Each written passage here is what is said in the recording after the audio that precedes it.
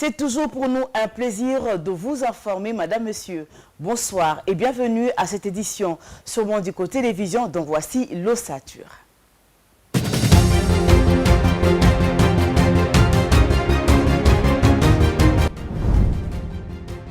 Cyril Ramaphosa est investi président de l'Afrique du Sud ce mercredi 19 juin 2024 lors d'une cérémonie en grande pompe à Pretoria. Félix-Antoine Tshisekedi Tshilombo y a pris part à cette cérémonie d'investiture de son homologue sud-africain réélu président de la République. Le cabinet de la première ministre Judith Suminwa a annoncé le mardi 18 juin la démission de la ministre déléguée près la ministre de l'Environnement en charge de l'économie et du climat, Stéphanie Mbombo Mwamba, pour raison de convenances personnelles. Cette annonce est contenue dans un communiqué publié tard dans la soirée du même mardi. 51 prévenus ont comparu ce mardi 18 juin devant le tribunal des garnisons de Kinshasa-Gombe. Ils sont poursuivis pour 6 chefs d'accusation, à savoir attentat, terrorisme, association de malfaiteurs, détention d'armes de guerre, munitions et meurtre. Le ministère public demande la poursuite de la procédure judiciaire.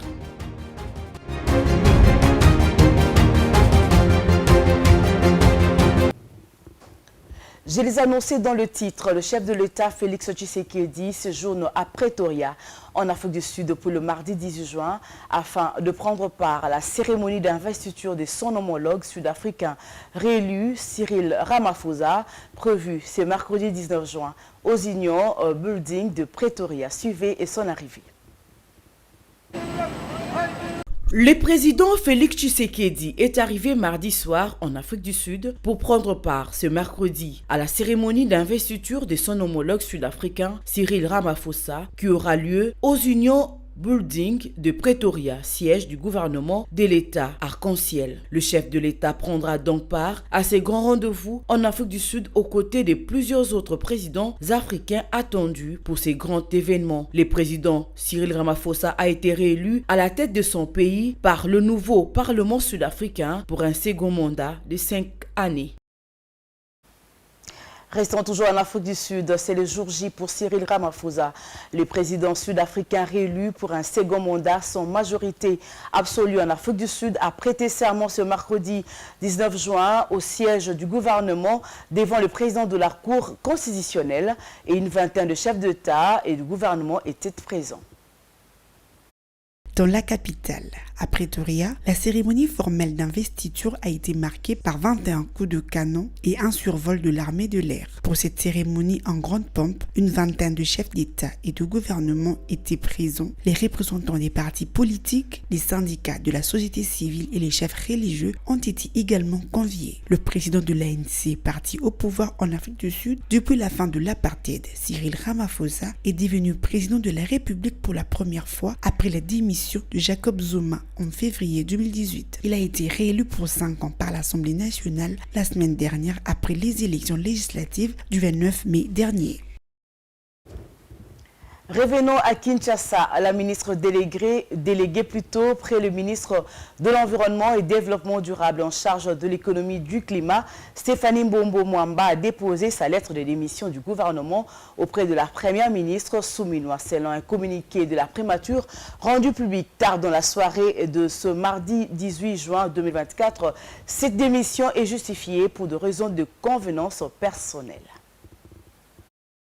Stéphanie Mbombo, dépourvue de qualité, ne peut plus engager le gouvernement de la République à dater de ce jour, a déclaré le cabinet de Judith Suminwa. Peu après, Stéphanie Mbombo Mwamba a confirmé la nouvelle sur Twitter. Pour des raisons de convenance personnelle, j'ai pris la lourde décision de déposer ma démission au chef de l'État Félix-Antoine Tshisekedi. Je réitère ici ma loyauté déterminée. Je lui suis infiniment reconnaissante pour les responsabilités d'État qui m'ont été confiées. À la première ministre Judith Suminwa, ma gratitude pour le choix posé sur ma modeste personne. Je souhaite un franc succès au gouvernement, que cette œuvre commune, nommée République démocratique du Congo, nous passionne et nous challenge pour réussir un avenir prospère conforme à la vision du chef de l'État. En dépit de cette décision difficile, passionnée par le monde que recèle la nouvelle économie du climat, je serai toujours prompte à mettre mon expertise politique, diplomatique et technique au profit de mon pays que j'aime tant. Stéphanie Mbombo Mwamba, ambitieuse, avait déclaré après sa participation à la première réunion du Conseil des ministres qu'elle ambitionnait de placer la RDC sur l'orbite d'une nouvelle économie, celle du climat, consistant à transformer la coopération basée sur l'aide au développement vers un partenariat gagnant-gagnant basé sur l'immense apport de nos ressources naturelles pour lutter contre le changement climatique. Ancienne militante du MLC, Stéphanie Mbombo Mwamba est présidente du Cercle des réformateurs intègres du Congo, CRIC, un parti allié de l'UDPS Tshisekedi. Depuis mai 2023 jusqu'à sa nomination dans le gouvernement, elle était envoyée spéciale du président de la République pour la nouvelle économie du climat.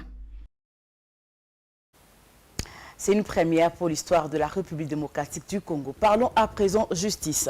Les avocats de la défense ont demandé que leurs clients puissent comparaître devant un tribunal civil. Ils ont formulé cette demande le mardi 18 juin 2024 à la prison militaire de Ndolo lors de la poursuite du procès des présumés auteurs du coup d'État manqué du 19 mai 2024. 51 prévenus comparaissent devant le tribunal militaire de garnison de Kinshasa-Gombe. Ils sont poursuivis pour 6 chefs d'accusation, à savoir attentat, terrorisme, association de malfaiteurs, détention de armes de guerre et munitions, ainsi que pour meurtre. Suivez.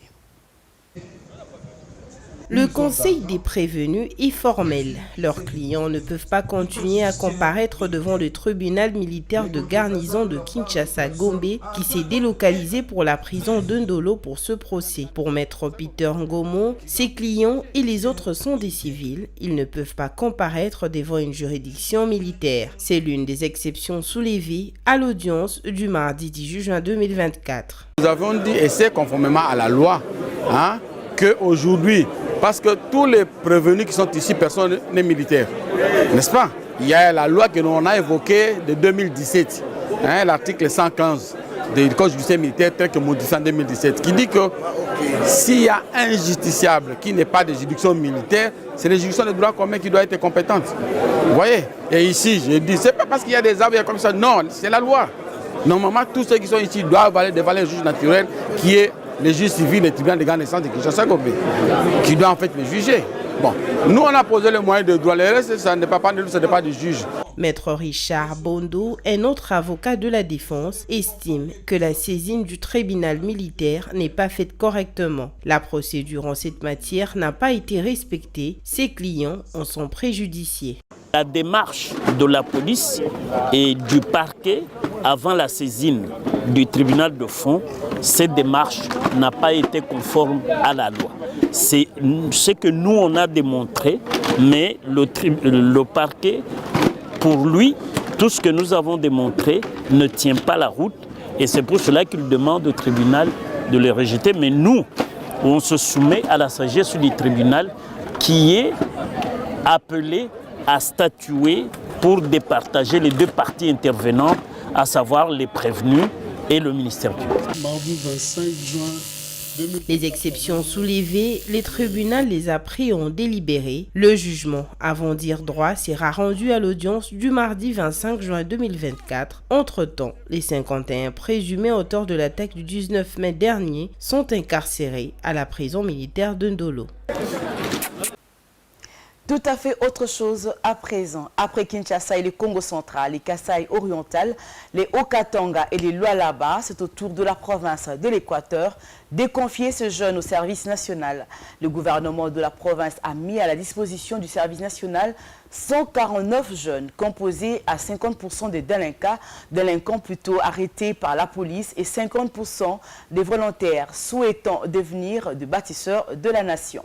Ces jeunes ont quitté Mbandaka lundi 17 juin dernier pour rejoindre les centres du Kanyama KCC.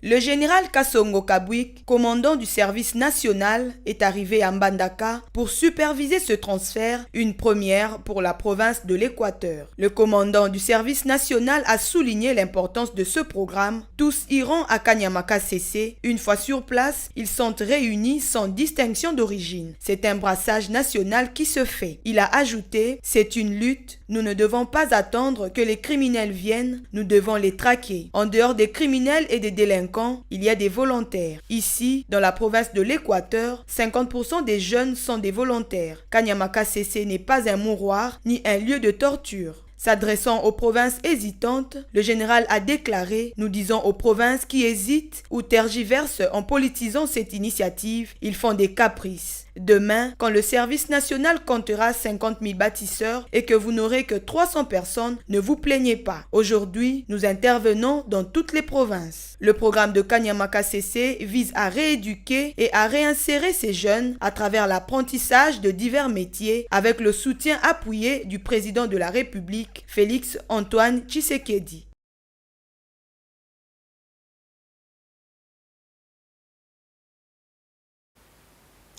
Infrastructure routière à Kinshasa, après un temps d'arrêt, les travaux de réhabilitation de l'avenue du Livre, située dans la commune de la Gombe, au nord de Kinshasa, capitale de la République démocratique du Congo, ont repris depuis le lundi 17 juin 2024. Ces travaux sont effectués par l'Office de voirie et drainage, OVD, à la grande satisfaction des usagers. Une fois que ces travaux seront achevés, ils permettront de désengorger les boulevards du 30 juin parallèle à l'avenue du Livre. Les détails dans cet élément.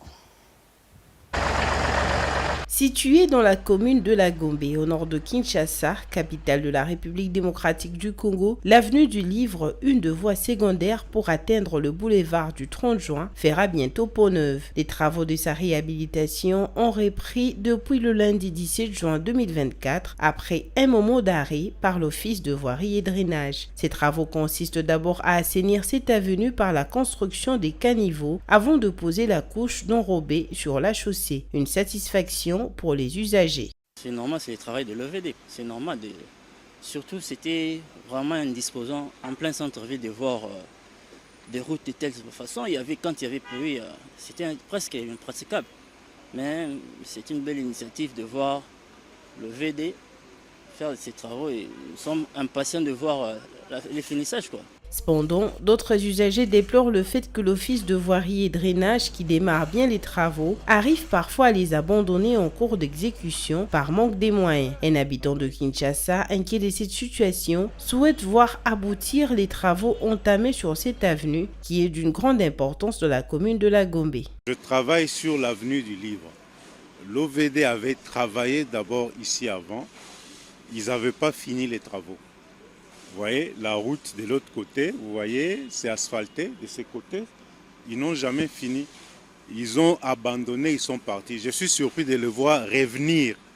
Maintenant, ma question est, vont-ils achever leurs travaux? À l'Office des voiries et drainage, on rejette ces accusations car aucun chantier n'a été abandonné lorsque les travaux sont lancés. Les ingénieurs trouvés sur place rassurent que l'ouvrage qui sera livré dans un bref délai va permettre aux usagers des tronçons routiers de circuler aisément. Et puis en page africaine, des explosions et des incendies dans un dépôt de munitions militaires dans la capitale tchadienne ont causé des décès et déclenché des efforts frénétiques pour éteindre le feu et soigner les blessés, ont déclaré mercredi les autorités et les témoins. Regardez. Les explosions survenues mardi en fin de journée dans les dépôts de Djamena ont illuminé le ciel alors qu'une épaisse fumée couvrait les nuages dans ces pays d'Afrique de l'Ouest. L'incendie a causé des dégâts humains et matériels, a posté le président Mahamat Déby Itno sur Facebook. Paix aux âmes des victimes, sincères condoléances aux familles endeuillées et prompt rétablissement aux blessés. Il n'a pas précisé le nombre de victimes. La cause de l'incendie n'a pas été immédiatement élucidée et le président a déclaré qu'une enquête serait menée. Les habitants de la zone ont paniqué, pensant que l'explosion était une attaque armée, a déclaré Oumad Mahamat, un résident. La situation a ensuite été maîtrisée grâce aux agents de sécurité et de santé déployés dans la zone, a déclaré le porte-parole du gouvernement Abderrahmane Koulamala. Il a exhorté les habitants à rester au calme. Et en sport, pour finir, le volleyball club Green Team a été dominé 2-3 par les Aigles du Congo lors de la 3e journée de la 54e édition du championnat urbain de volleyball de Kinshasa, Evokin, au gymnase de la police nationale congolaise au terme d'un match très serré. Cette compétition qui a débuté le mardi 11 juin 2024 a continué ce mercredi 19 juin avec plusieurs rencontres. Suivez. Pas de miracle pour le vice-champion de la dernière compétition de la zone 4 qui s'est déroulée à Kinshasa. Réveillé au 3e et 4e set 25-21, 25-20 après avoir été dominé lors des 2 premiers sets 20-25, 23-25. Green Team n'a pas su renverser le samouraï de Vidi Chimanga tie-break 10-15. Dans les autres explications de la journée, le club New La Loi a été dominé par Canon 3-0 et la formation Free Boys s'est inclinée devant battu par la police 3-0. Pour rappel, cette compétition qui a débuté le mardi 11 juin dernier a continué ce mercredi 19 juin avec plusieurs rencontres. Le FC Pita Serafas, le volley club Garde républicain a croisé le volley club Espoir et le volley club Canon. Pour rappel, cette compétition qui a débuté le mardi 11 juin dernier a continué ce mercredi 19 juin avec plusieurs rencontres. Le volley club Bitia était face au volley club Madaka. Le volley club Garde républicain a croisé le volley club Espoir et le volley club La Police a affronté le volley club Canon.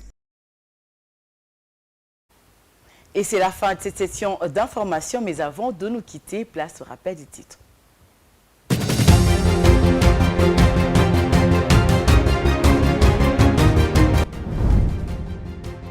Cyril Ramaphosa est investi président de l'Afrique du Sud ce mercredi 19 juin 2024 lors d'une cérémonie en grande pompe à Pretoria.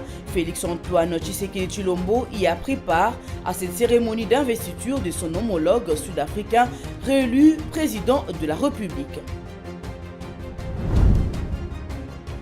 Le cabinet de la première ministre Judith Suminwa a annoncé le mardi 18 juin la démission de la ministre déléguée près la ministre de l'Environnement en charge de l'économie et du climat, Stéphanie Mbombo Mwamba, pour raison des convenances personnelles. Cette annonce est contenue dans un communiqué publié tard dans la soirée du même mardi. 51 prévenus ont comparu ce mardi 18 juin devant le tribunal des garnisons de Kinshasa-Gombe. Ils sont poursuivis pour 6 chefs d'accusation, à savoir attentat, terrorisme, association de malfaiteurs, détention d'armes de guerre, munitions et meurtres. Le ministère public demande la poursuite de la procédure judiciaire.